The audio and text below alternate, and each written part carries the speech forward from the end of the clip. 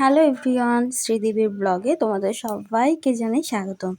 আজকে আমি ছোট একটা ব্লগ নিয়ে চলে আসলাম যে তোমাদের মাঝে।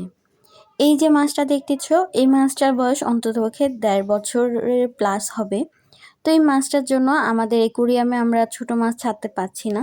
যে মাছটাই ছাড়া হচ্ছে এই মাছটাই তা খেয়ে ফেলতেছে, কারণ আমরা যখন অ্যাকুরিয়ামে মাছ ছাড়ি সে মাছগুলো একটু ছোট সুন্দর মাছই ছাড়ার চেষ্টা করি, কিন্তু এই বড় মাছটা সে মাছগুলো খেয়ে ফেলে।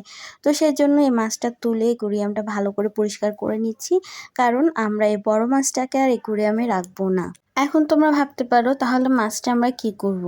আমাদের পাশে একটা পুকুর আছে, সেখানে ফেলে দিব, কারণ মাছটা যথেষ্ট বড় হয়েছে আর ওনারা হচ্ছে ছোট ছোট মাছ ছেড়েছে। ওই মাছের সাথে এটা দিয়ে দিব, ওখানেই থাকবে। আর এখানে হচ্ছে আমরা ছোট মাছগুলো রাখবো, কারণ হচ্ছে যে এটা যেহেতু বড় মাছ, ওরা এই ছোট মাছগুলোকে খেয়ে ফেলে। আর তোমাদের দাদা হঠাৎ করে মাছ নিয়ে আসছে। মাছগুলো আনার কথা ছিল অনেক পরে। আমার কর্তাবাবু যখন আমাদেরকে সারপ্রাইজ দেওয়ার জন্য মাছ নিয়ে চলে আসছে, তাহলে আর ইনস্ট্যান্ট চিন্তা ভাবনা করে মাছটা আমরা পুকুরে ছেড়ে দিলাম, কারণ মাছটা এখন যথেষ্ট বড় হয়েছে, পুকুরে ও থাকতেই পারবে।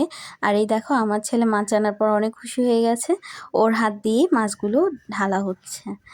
এই অ্যাকুরিয়ামটা মেনটেন করতে অনেকটা কষ্ট হয় যদি বড় মাছ থাকে। ছোট মাছ থাকলে কোনো প্রবলেম হয় না, বড় মাছের ক্ষেত্রে একটু সমস্যা হয়ে যায়, এই আর কি। তো এখন আমরা ছোট মাছ ছেড়েছি, দেখো মাছগুলো কি সুন্দর লাগছে, দেখতে অনেক ভালো লাগছে বলো। তো তোমরা যারা আমার ভিডিও এ পর্যন্ত দেখেছো, যদি তোমাদের ভালো লাগে তাহলে প্লিজ চ্যানেলটা সাবস্ক্রাইব করে দিও। আর আমি নিত্য নতুন ব্লগ নিয়ে তোমাদের মধ্যে হাজির হয়ে যাব।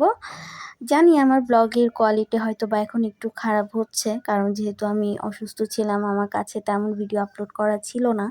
আর আমি যেহেতু স্টার্ট করে ফেলেছি, তোমার কাছে যদি ধৈর্য থাকে তাহলে তুমি সব কাজই করে ফেলতে পারবে। আর যদি ধৈর্য না থাকে তাহলে দেখবে তুমি কোনো কাজে সফল হবে না। আমি এই গুরু মন্ত্রটা মনের মধ্যে স্থির করেই আমি কাজ করা শুরু করেছি। আশা করি তোমরা সকলেই আমার পাশে থাকবে। ইউটিউব জার্নি আসলে সহজ না, যারা ধৈর্য রেখে ইউটিউবে কাজ করতে পারে তারাই সফল হয়। এটা হচ্ছে যারা সফল হয়েছে তারাই বলেছে। তো সেজন্যই আমি অনেকটা চেষ্টা করছি সফল হওয়ার জন্য। তোমাদের ভালোবাসা আর তোমাদের সাহায্যই পারে আমার সেই সফলতার দোরগোড়ায় পৌঁছে দেওয়ার জন্য। আজকে আমি ব্লগটা এখানেই শেষ করছি, দেখা হবে নেক্সট ব্লগে, টাটা।